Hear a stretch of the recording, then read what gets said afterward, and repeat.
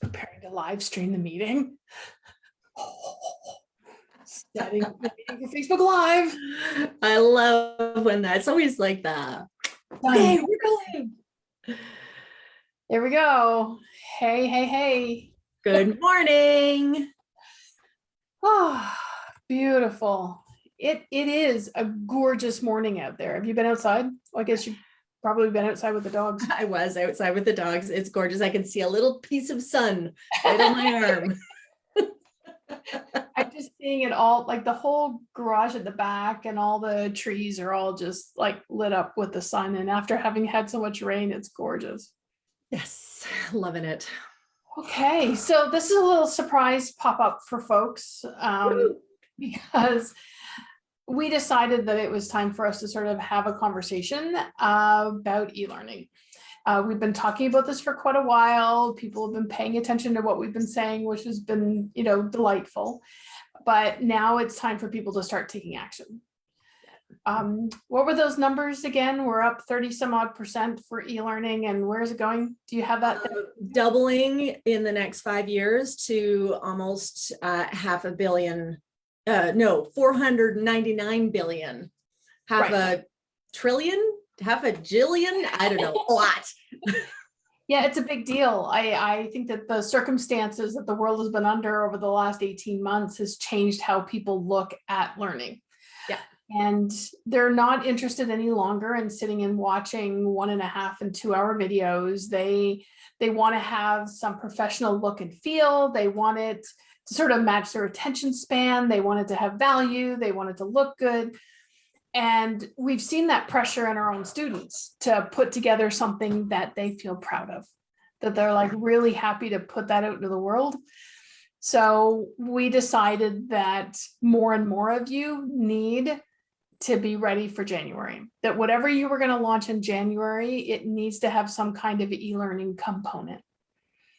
So we got our little butts in gear to help you do that. And the first thing we're doing is we're putting on a clinic in our Big Blue Door virtual workspace tomorrow at noon and next week at noon. And we will put the links to those events underneath here. But it is so important that just show up, bring your lunch, don't care. Let's talk about what the topic might be for you. And you know what? It just needs to be something small. Small, way smaller than you think it might be. Yeah. E-learning, building e-learning and teaching is a skill set. Even creating the assets around the e-learning, all of it is just something that we recommend that you take slowly. But just even having something that's either lead generation or an onboarding for your clients, something that's going to save you time, that's going to help get everybody on the same page, can be so valuable as a place to start. Absolutely. It's a great way to leverage your time. The thing that you explain over and over and over again, that's a great one. Or a place where you can help your people learn about what it is that you do and help invite them into your community. It's a great way to engage people. People are looking for something more than the sales webinar. They want something that has some substance. Yeah, they want to know they can take a little piece of you away with them. And if that really works for them and they get to resonate with that, it builds the know, like, and trust factor, then they're going to want more. So by the time they actually call you, it's a hot lead. Yeah, it's true. I also find myself, I get so many requests for my time that if I can go in and have my own experience and sort of inside of an hour, learn something, I don't feel pressured by that at all. I feel like I can fully engage with it. And I feel like I'm getting a sample of what it's going to be like to work with that person. Yeah, it gives an opportunity to, like you said, have a little taster of what it would be like to work with that person, to know, like, if I'm going to spend an hour, I want to actually come away with something that I can do something with, right? Yeah. Some piece that I've learned, or some new knowledge, or a technique or something. And then my understanding of sort of who that person is and what they can do for me by engaging with them further is just, my trust on that is so much higher. Oh, yeah, it makes a big difference because the true you comes through when you're talking for that length of time, especially when it's not scripted. I find that some of these sales webinars are so scripted that I don't feel like I've gotten a chance to actually know them, even if they tell me their whole life story. Yeah. I, And I'm often more life story than I really want to know, actually, to be honest. yeah, and I think even those methodologies are starting to change, right? Yeah. So it's really interesting. We've also some of our students are using e-learning for onboarding because they teach their clients the same thing. Every client needs to learn the same 7 things. And if they can teach it once and put it into an e-learning, then everybody gets the exact same messages.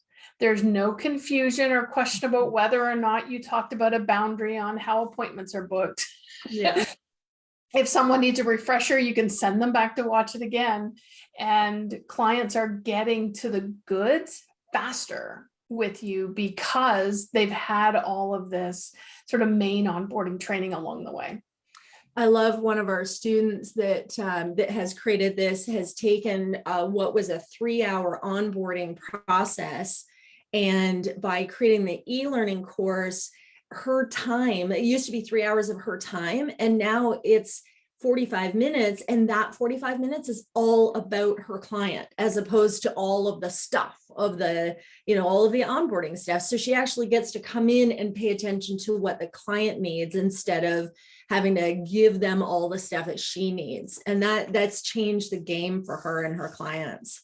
Oh, and I, for one, I go to see people like that, and 3 hours is a lot to take out of my day, but knowing that I can watch these other shorter videos and get the concepts, and I can just weave that through my day when it's convenient for me.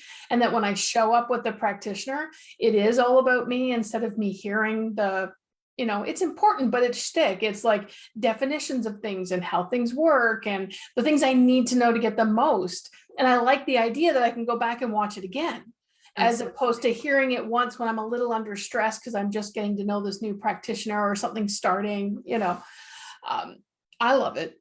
Yeah, for sure. For sure. The other place that people have used e-learnings is in training staff. We've got one being created right now by our fabulous, magnificent reception person, so that other people who are coming in to support our Big Blue Door will have all of the tools that they need. And so Rebecca doesn't have to teach it over and over and over again. She can just put it all into the e-learning, and they come in, they do that, and they've got this great resource. And from our perspective, like, we pay her once to create it, right? And then everybody else just takes it. So now we don't have duplication of money going out to pay for that. Plus, you want to do other good stuff. Exactly. Plus, when our clients come in, they're going to have a more consistent experience because we know that everyone's been taught the same way verbatim. Exactly. Right? That somebody hasn't actually forgotten something or said it in a different way. Everyone got the same message from us on their training. What I love about this is, if you look at sort of 2 main things that you need when you're starting to consider an e-learning, the first is, what's your outcome? Is it a lead gen? Is it an onboarding? Is it a training?